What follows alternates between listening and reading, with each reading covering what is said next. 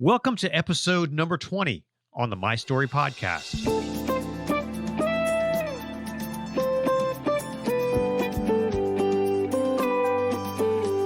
The My Story podcast features interviews with leaders, influencers, and entrepreneurs who tell their story and the life lessons they've learned along the way.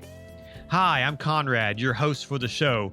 I hope the new year is going well for you and that you're on the way to becoming who you're designed to be. So have you ever wondered what the world would look like if more leaders of companies and businesses, and even workers in these businesses, would live out their faith in their work? What would change? How would our communities be impacted? Well, my guest on the show today has wrestled with these very ideas and through some challenges in his business discovered that it's really possible. David Weigelt is an entrepreneur, a business leader in our community, and he's currently the managing chair of C12 Central Maryland, and he'll explain what that is in a minute. David owned his own business for 20 years and most recently was the head of innovation for a global healthcare company. David is also a longtime friend, and for many years, David and I would meet for coffee and talk about business and brainstorm ideas and how we can make a difference in the world. So David and I sat down recently here in my studio, and we talked about some of these things.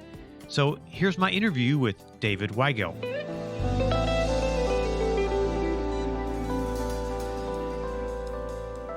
Well, David, welcome to the My Story podcast. It's been a long time that we've known each other.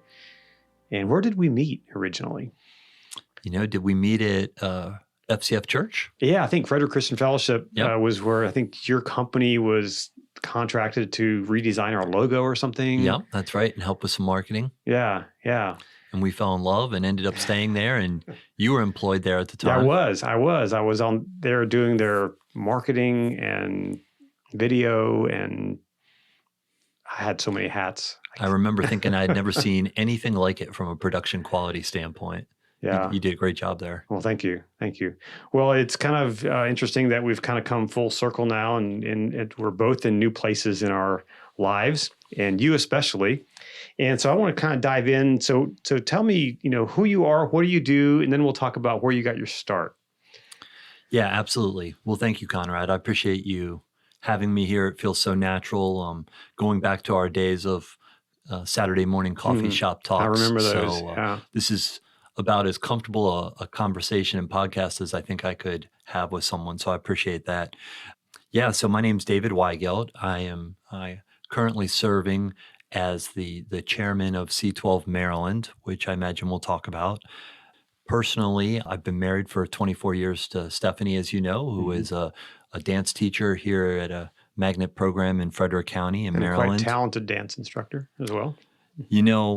She's one of those people that no matter who you put around her, we've all known coaches like this, who you put around her, she makes them better. And that, I always say, thank God for that, right? For me. Mm-hmm. And then I'm the father of two grown kids, so we're fairly new empty nesters. I have one son who is down in a son that is down in Pensacola learning how to be a helicopter pilot. And I have a daughter that is in LA. We've talked a little bit. She has worked on different productions, currently working on an Apple Plus production, and she's an aspiring scriptwriter. Very cool. So how did you get to where you are today? You've had an interesting journey in your business world. You mentioned you're the chair of the Maryland C12 group, and we'll talk about that in a little bit. But how did you get to where you are now? Yeah, it's been a fun and a wonderful journey. I'll tell you. I think I would say God kind of wired me to be a builder, and so from the start, early on I've been an entrepreneur. I think my first company, I would put that in quotes, was at age 12. And I can remember to this day just the feeling of excitement, when I created that flyer that represented me as someone that was going to bring value to your front lawn, cutting your grass. And so I've had several businesses for the last 20 years. I had a business called Immersion, which is a digital marketing firm focused on adults in the second half of life. So we were kind of unique in our specialization there and our expertise. That worked really well for us from the standpoint of we had started our business in the dot-com days and survived that. But frankly, um, despite the great work and great opportunities that we did, we had worked with Citi Financial, we had worked with the Baltimore Ravens during their 10th anniversary. It seemed to always be coming down to, who's the cheapest guy that can do this work for us from an interactive standpoint. So when we narrowed our focus, which was probably about 7-10 years into Immersion, it was just a wonderful journey from there of being able to have a greater impact on the companies that we worked with. And one of those companies, Instead Senior Care, we worked with for about 9 years. And then about 4 years ago, they acquired Immersion Active. That's been a wonderful experience where they left Immersion Active, an independent company, to continue to pursue its mission as well as serving Home Instead. And they moved me over, as you know, to help them on the corporate side develop a global innovation program. And so this idea of innovation and leveraging their 1,200 offices in 12 countries, how can you do that in a way that brings new ideas, new value to the marketplace? That was my job for the last 4 years. And honestly, I loved the work. As you know, I just got to a point this time last year where the travel was really starting to get to me, and I found myself on a plane on the 21st of December going the wrong way, and I just really prayed to God, and what would you have for me next? How might you bring me home? And so that's how I find myself here now with C12. Well, you're also an author. You've co-authored a book. I've never been comfortable with that term. I'm blessed to have been part of writing a book. It was part of our journey to realizing expertise where maybe as a company with Immersion, we had experience serving these consumers, these audiences, but we didn't necessarily have expertise. And so we had a great mentor and coach at the time, a gentleman by the name of David Baker out of Nashville. And he said, look, I want to encourage you to think about this idea of writing a book. And so we took it on actually as a team project, and it took us about 12 months. It was called .Boom, and it was about this idea that there was and is now this pending age wave that would have a huge impact on society, and how we could not just market to them and sell them more crap, but how we could see that as an opportunity to engage them meaningfully using these new digital tools that we had in a way that helped them process their lives. And so that was something our whole team participated in, and my business partner as well, of course. Very good. So what are the values that you have today that are guiding principles on how to do business? That's a great question. A big fan of Ray Dalio, who of course came out with a book recently on principles, and he's a great guy, but I feel like I'm being, principles are being thrown up on us right now. One that is recurring for me that I learned early on and has probably served me the greatest over time is this idea of choosing your partners, picking your partners before your path. And I think I learned that through hard lessons and trials and error over time. I remember being at a global leadership summit, though, one time and hearing that articulated in that way and saying, yes, that makes a lot of sense. And I reflect now. I've had a wonderful chance over the past 4-6 months to kind of reflect on my journey, and I reflect on that and just how powerful that's been for me, whether it's choosing my partner in life, my partner in business, and Jonathan Bowman, the people that we chose to be on our team at Immersion, the vendors that we worked with. Most recently, in doing innovation work, I had the opportunity to help make recommendations and negotiate deals to make investments in startups. And it's just never failed me, picking people that you trust and for which your values and your mission and your view of the world aligns can forgive and help cover up all the other things that are inevitable, right? Things are never going to be perfect in this world. And so that principle, I would say, has served me best. So how did those principles guide you into what you're doing today with the C12 group? Very much so.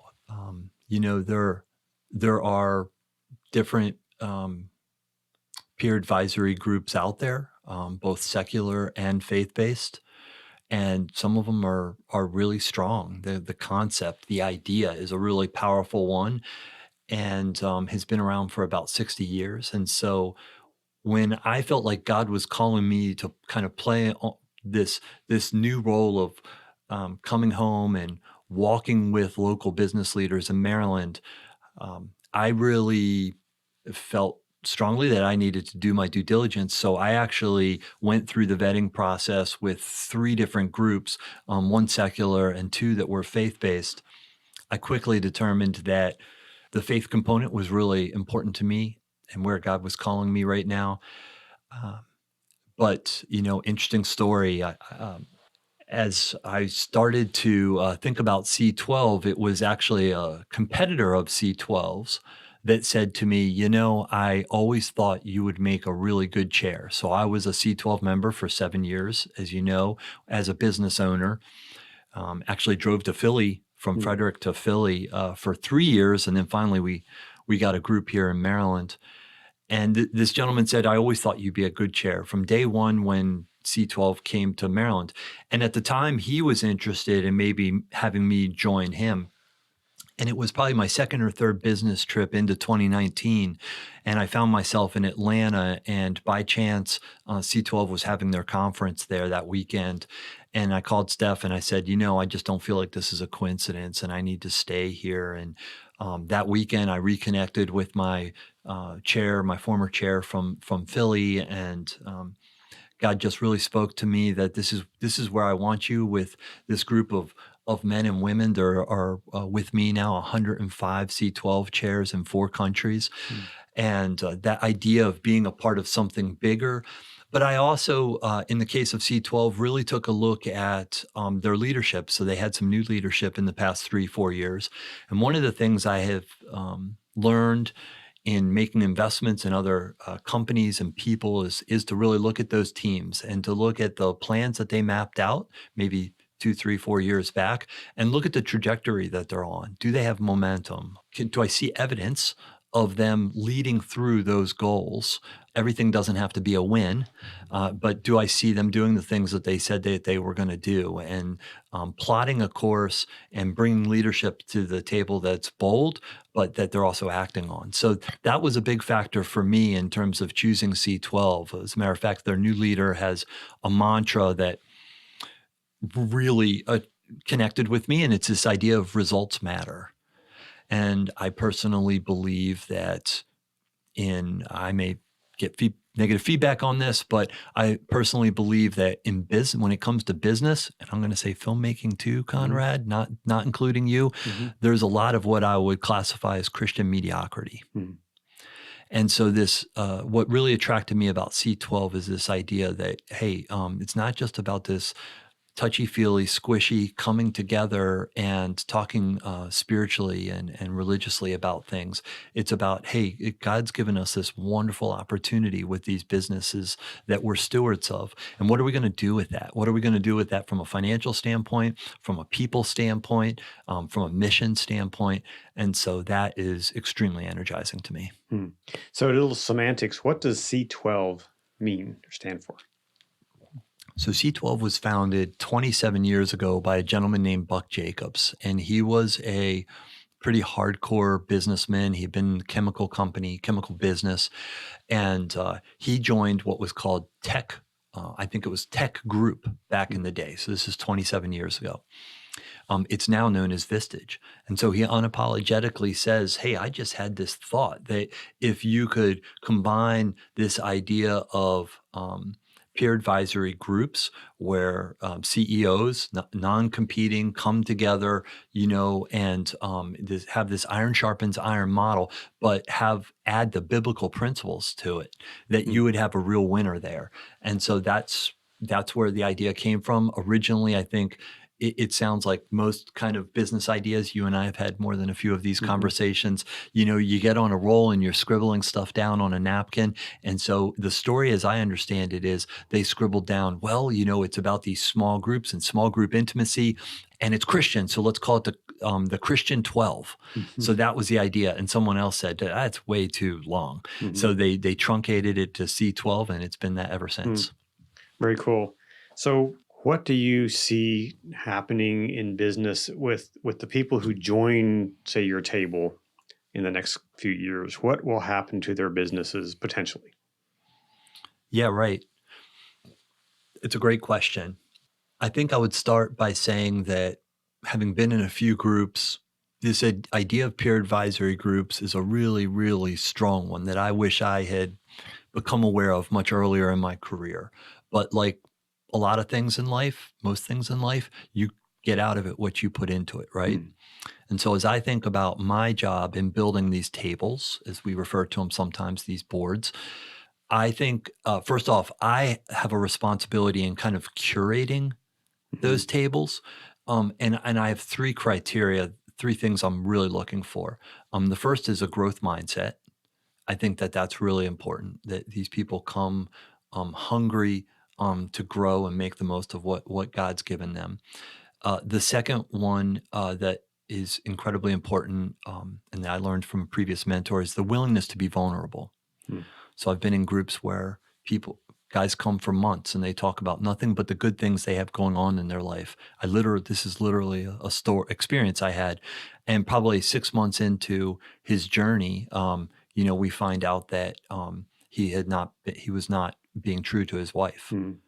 And so I would, I think that vulnerability, if you don't have that can be a real slippery slope. And then the third is the willingness to be held accountable, right? That is to say, hey, not in a carrot and stick kind of a way, but we're going to walk beside you kind of way. And so, Conrad, when you say I'm setting out to do this documentary and I'm going to make this personal investment, as you've done every time you've done one of your documentaries, I want to be the guy that puts people around you that helps you achieve that goal in the most positive way possible. And so that accountability is really important. But interestingly enough, a lot of people, including a lot of Christian business owners, don't want that. Frankly, they like being in a position where they're calling the shots and nobody's there to say, but hold on, Conrad, you said this was important to you, Why do you think that is? Is that just a power thing, or is it it's human nature? I think it's human nature. And when we start to turn away from God and kind of forget where our roots are and think that we're in total control. So I feel like I gave you the prelude to your answer there. What would I expect to see from somebody that joined C12? It is really interesting. The best thing I can probably do is tell you what my story was. I can tell you my C12 story was, I had a business that at the time was doing really well. As a digital marketing firm, we had weathered through the dot-com days. We had actually had a hero moment in 2007, 2008, where our analytics team was able to identify for one of our big clients the economic downturn, and we got more work as a result of that. So we were at this really high point, and we made a decision that was not bad in and of itself. And that was, we're going to start to hire more senior people. We were tired of being the biggest experts or the most experienced people in our business. And so we went out on a hiring spree that caused a cash crunch that for the first time in our company's history had us looking at having to let people go. And we had always taken pride in, hey, we've never missed a payroll. And that's a real big commitment and responsibility that we have. And so we were facing that. And I said at the time to our very small leadership team, man, I wish we had like a board of advisors, and bigger companies, of course, have boards. But as a small company, I didn't think that was possible for me. I didn't think I could afford to pay the kind of people I would want around the table. And so it was actually Immersion's current president, Joe Ford, who identified C12 on one of our vendor sites. And so when I joined C12, for me, it was all about, I want to fix my company. I want to grow my company. I want to be a better leader. And almost instantly from the first meeting, sitting around that table with other CEOs who felt and experienced the same things that I did. They were responsible for the next payroll. They had their own boogeyman that was keeping them up at night in terms of, which plate was going to fall next if it didn't get their attention, kind of a thing. And so that's why I originally went in, and we saw almost immediate improvement in the health of our business. Some of it as a result of tough love. So one of the things that C12 does is annually, every member has to do what's called a core business presentation. And it's a deep dive into your business. And there's a framework and a set of information you have to provide. And everybody in that room's focus is on you. And I can tell you, my business partner and I used to compare it to like a proctology exam. I mean, it was tough. And we went home and So you're basically opening the books to these people that are around your table. Yeah, you're presenting it to them in a way that they can see all sides of your business, both current state as well as how that meshes with your vision and strategy. And so we got some tough love that said, we know you've got these big dreams over here, but you've got some immediate house cleaning you need to do over here. And so we said, hey, if we're going to do this, we're going to really do it. And so we listened and we adjusted, made some tough adjustments and so forth, including this idea of letting people go, which was not easy. And so that was the first benefit. And I see that it's almost like going to the gym, right, Conrad? Like, and a lot of people will do that this time of year, the first part of the year. And it's like right away, you experience this boost, right? Where you're like, yeah, I'm feeling better, feeling a little stronger. So that's the immediate boost. But the real transformation for me and what I've seen for others comes a little later, about 6 to 12 months in my experience in two different groups. What I saw is you start to have this trust and this bond with the people around the table. And I started to get inspired by how some of these other peers and colleagues were leading their businesses and their lives. And it really started to inspire me to kind of break out of my thinking in terms of what it meant to be a quote unquote Christian business owner, business leader. And for me, sadly, I say this without embarrassed to say this, like for me, I had a real relationship with Jesus for probably 20 years at this point, thanks to my mom. And yet I very much lived my life such that, I went to church on Sunday and, I worked probably 60 hours plus Monday through Friday. I would get home and I really did try to get home before my kids would go to bed and spend some time with them. And then my wife got whatever was left over. I was a far cry from being a good manager and leader and business partner during those 60 to 80 hours because simply I just left my faith either at home or at church. And so this idea of, living a more integrated life, I feel like that's a bit of a trite phrase now, but getting away from this compartmentalized life is maybe a better way to say it, was the point at which I really started to see transformation in myself personally and my leadership effectiveness, but also how we were doing as a company. And it's just when it got very fun too. And then that you saw some transformation there just in your business and you saw that grow, right? Yeah. I'll give you one example. There's three things that C12 really did for me. One is this idea of life in order, right? That's incredibly important, I think, for a lot of business leaders. The second is work is worship. So this may sound sick or ridiculous to some people, but I honestly got to a point where my life was all meetings. And I was like, how could I treat meetings as worship? So I'll just let that rest and have people think about it. But for me, it was a wonderful journey. And then the third part of that where it gets really fun, is this idea of business as ministry. And when Jonathan and I, my business partner and I, joined C12, this was the last thing on our mind. As a matter of fact, we didn't even know what that meant. Our first exposure to that idea was there was a guy in our group in Philly who was a really strong believer, and he had a printing shop, and he did large format printing. And he had printed out all of these Bible verses and put them on the rise of each of the steps going up to his office. And at the time, I remember thinking, that's whack. that is just so weird, dude. Like work is not the place to be. In my word, it was proselytizing, and that was unacceptable. I think what we came to realize on that beautiful journey and the grace that God showed us through that time was this idea of the definition of the word ministry is really about caring. And so if we could start just thinking in those terms, business as caring. And so for us at the time, we were spinning up a call center. We were starting to get into some financial services marketing, and we were spinning up a call center. And we created an emergency fund.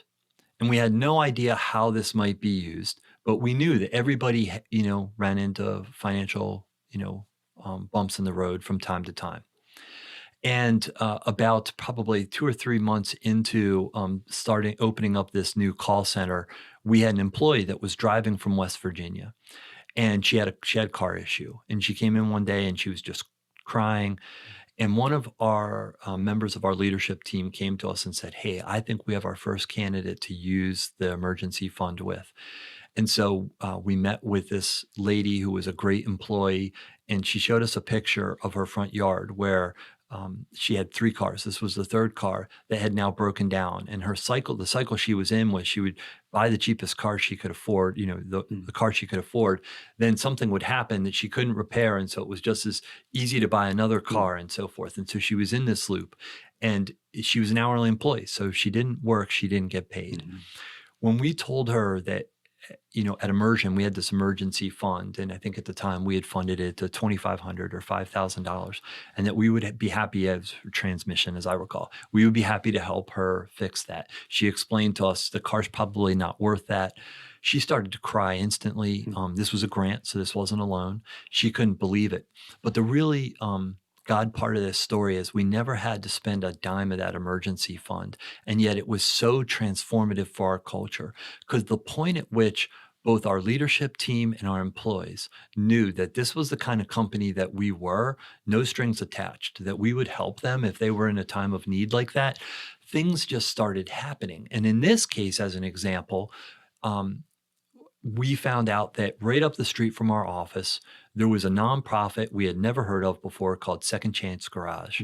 And they help people that are struggling financially get connected either with a new car or get inexpensive repairs on their car. And so we just connected her with that resource. But it took us taking that step for the whole company to know, 1, it's okay. And 2, this is what we mean when we mean ministry. And 3, I can bring something to the table here too, right? And so that idea came from a member of our leadership team. So that's just one example. Certainly there were opportunities to bring the gospel, to advance that gospel in and through our business. The company that bought us is a global organization that happens to be a Christian organization. So there were wonderful opportunities through that in really tasteful, respectful, inclusive ways to share our faith and our love for Jesus in a way that really I found that people respected and made us a more attractive place to work, a more productive place. What would happen if 50% of the companies in America would do something like this? That is a powerful question. In innovation, in my previous life, we thought a lot about what does transformation look like? What would it take for transformation to be realized, let's say if a company is very analog and making it digital and so forth. And so I've been thinking about and praying about that as it relates to Maryland and doing exactly that. I think, people jokingly call where we live the swamp, right? Or the burbs of the swamp, the metro area of the swamp. I think it would be transformative. I know a lot of people, honestly, Conrad, that don't think that our faith should have any place in the workplace. And we know of companies that are suffering because of their stand there. But I think when you have companies behaving in a way like we see in Jesus' life, you see lives changed for the better. And I just want to say this, whether they're believers in Christ or not. I have been so personally blessed by people on my team that were not Christians, that God has used to touch and speak to me. So this isn't all about creating some Christian bubble, but it's about living this life that God gave us a template to live.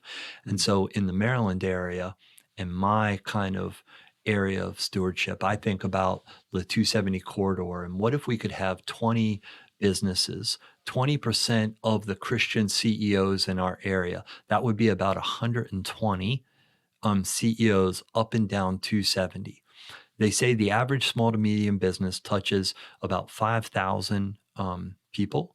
I think that's probably a pre-internet data point, because Sure. you probably reach that number in a week, Right. with the work that you do or Immersion does. But you think about that. We know that, right? We don't think Mhm. about that often. But if you could do that, 120 times 5,000, you're reaching, a 500,000 people Mhm. in the Washington metro area. It would be hard to go to the grocery store and not feel the love of Jesus, and that's Right. pretty cool. That would be an amazing, amazing experience. Be amazing for our culture. I mean, how much would these government programs that are set up to help people? We probably wouldn't need them Yep. eventually. We your studio is here in a town that houses the headquarters for FEMA. Mhm. Right. I've thought that very thing. FEMA does great work, Mhm. but I've thought you probably wouldn't need a FEMA Right. in that scenario. In downtown Frederick, we have a growing chronic homelessness problem. Mhm. And people really wrestle with what is the answer. And the problem has gotten so complex. Mhm. And yet underneath of that is really a beautiful answer in terms of the model Christ set for us in terms of how we care for others. And that is very inspiring to me. Mhm. What's been the favorite thing you've worked on in your career? What's been kind of that thing that was the highlight for you?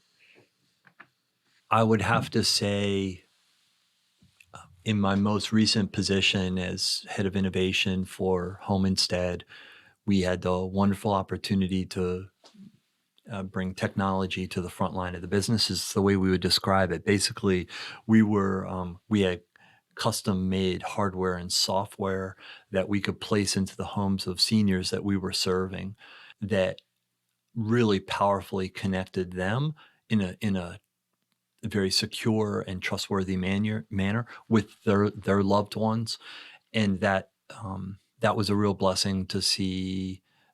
That was really exciting to work on, and to see what a blessing that was on people's lives. I don't think the average person thinks about the plight of loneliness, but it is a global problem, Mm-hmm. and it affects people physically. Our length of life is actually cut short by about 3 years. Mm-hmm. Chronic loneliness is just a really, really tough thing that, interestingly enough, on the one hand, for younger generations, is getting worse Mm-hmm. as a result of some of the technology that Right. we have available, and social media and so forth. Mm-hmm. But for seniors, there's this digital divide where their loneliness can actually be helped very, very dramatically by helping them stay connected in meaningful ways. And so that was wonderful work to be able to do that on a global scale with some wonderful partners and a company that truly cared about helping seniors. I would say that was probably some of my most meaningful work. Very cool. So, what are some of the books, podcasts, or leaders or people that have most influenced you over the years? Yeah. The obvious religious answer, right, would be the Bible and Jesus. And for sure, actually, I would say, in just being very open with you, that I struggle with reading probably more books written by man about God than I do the book that God gave us, right? Mm-hmm. But that is a journey for me, and I continue to work on that. Some of the books and people that have been most influential for me, one of the books is called Firms of Endearment, uh, which is an answer to Jim Collins' book, Good to Great. And what this gentleman, his name was David Wolf, ended up doing was indexing the top companies that took a multi-stakeholder view on how they ran their company. So an example for us locally would be, we have a little town called Thurmont near us here that's maybe 5,000 people at the most, I would guess. And they were able to organize themselves years ago and fight to keep Walmart from coming into town. And yet when Costco came to town, not to Thurmont, but came to Frederick, we celebrated that, and their parking lot has never had an open space ever since, right? Costco does some things that had me, even as a white collar employer, competing for people with them, because they provided health insurance way before for hourly employees, way before that was a thing. They set limits on how much their CEO makes above the highest paid employee. They do a lot of things to really make sure that they're balancing the needs of all of their different stakeholders, not just one. I know there's a lot of people, probably especially stock investors, that may not agree with that. So that was one book that really influenced me. Another one was called Peak by a gentleman named Chip. Forgetting his last name now, but it took a Maslowian approach to how you work with your employees. And it was a simplified Maslowian approach that said, hey, everybody that you interact with has a definition of what it's going to take to survive, succeed, or be transformative. And if we can talk about that, mutually understand that, we can create a real environment where people want to work for you, and they do their best work. From a people standpoint, I have been richly blessed at each season of my life with different people who've been influential to me. Right now, interestingly enough, there are two people that are just really impacting how I think and how I behave. And they're not people that are alive and around me, as has typically been the case, but Abraham Lincoln and Billy Graham. I recently took a bucket list trip down to the Cove to Asheville, North Carolina, and just really dove into that man's life. And he will tell you he was not perfect, but I think we need more men that are willing to stand up and be unapologetic about their faith and live it in such an intentional and strong way like he did. And Abraham Lincoln is just this beautiful, people have all kinds of crazy ideas about this man, but really his life was about this beautiful combination of grace and grit. Things didn't come easy to that man. I mean, everybody thinks of the Civil War, which certainly didn't come easy, in his leadership, but his life even leading up to that. And I love that. I love that idea, maybe because that's been my journey a little bit, has required some grit and a lot of grace. I'm finding more and more, in fact, this guy I interviewed yesterday, he was talking about persistence and just keeping at it. You have a goal and you have a thing out there you want to accomplish, and you go for it and you don't stop. You're persistent until you go through all the hard stuff to get there. Yep. And all that hard stuff creates character. Yes. And, so I think we live in a culture these days for many people who, give everything to their kids. They take care of all the problems that the kids have. And so this generation is growing up with, they've had it easy. And so when adversity hits, what's going to happen? They don't know what to do. And I think that allowing our children, allowing people to go through some struggles is good for us, because it creates character. It creates this drive that, hey, we can do this. We can succeed. We can, push through this. And I think that's something that all of us need to do, especially in business. It's a grind. Yep. And if we can focus on, what our purpose is and our mission is, yes, and push toward that, I think then we can accomplish great things. Yeah. I heard a great interview. I'm not a CNN guy. I will tell you, I'm not a news guy right now, but I saw a great interview with Anderson Cooper where the guy almost cries, and because the person he's talking to is sharing his faith, and said, I've learned to come to appreciate that the struggles in life are equally the blessing that are the good times. And I think most people, including probably most Christians, don't think that. We, especially in America, we live in such a state of luxury and convenience that I think we think our pursuit needs to be only of the good stuff. Hmm. But it's so easy if we stop for a second and reflect back on our life in terms of where our growth was or where a pivot happened that we're grateful for. It usually came as a result of some sort of a struggle, Right. you know? Right. And so if we can get to a place where when we see those things coming, we can anticipate that, hey, Romans 8:28 comes to mind. But hey, if I can stay centered here and keep centered from a Christ standpoint, but also in terms of seeking God and His will for my life, that it's all going to be good. God's going to use that somehow. So I don't know if you saw the Garth Brooks documentary that was on A&E the past week. Amazing man, amazing story of just, huge success. But he said something that was really striking. He said, in life you have, and he used his hand. He said, you have blessing and your blessing is also a curse. And your curse is also can turn into the blessing. Yeah. Yep. So it goes both ways. And God wants to use it all. He wants to use it all. Yep. Right. And he can. Sometimes he, right now, Jody and I are praying for a specific thing with the business and the work. And we had a talk last night. And we were talking about, well, look what God is doing. He did this thing over here that happened that we didn't expect. This is, we were kind of thinking it was going to go this way, but it went this way. Yep. And we're like, yeah, wow, that was a blessing. Yeah. That was an answer to prayer, not in the way that we thought it should go. Right. But it was, to see that happen is pretty cool. I think that's you're describing one of the great paradoxes in life. And that is that I think God expects us to dream and pray big. But He also expects us to be mindful of where He would have us go and taking that step. I in my life, I think of those as kind of the Red Sea moments, right? Where you take that step, and it's not until you take that step, usually in my experience, that God kind of finishes painting the picture or puts that next layer of paint on there for you to see what He would have for you. And it's usually even better than what you expected. Right. So just a couple more questions here to wrap up. I want to be mindful of our time here. So when the movie about your life is made, what will the log line be?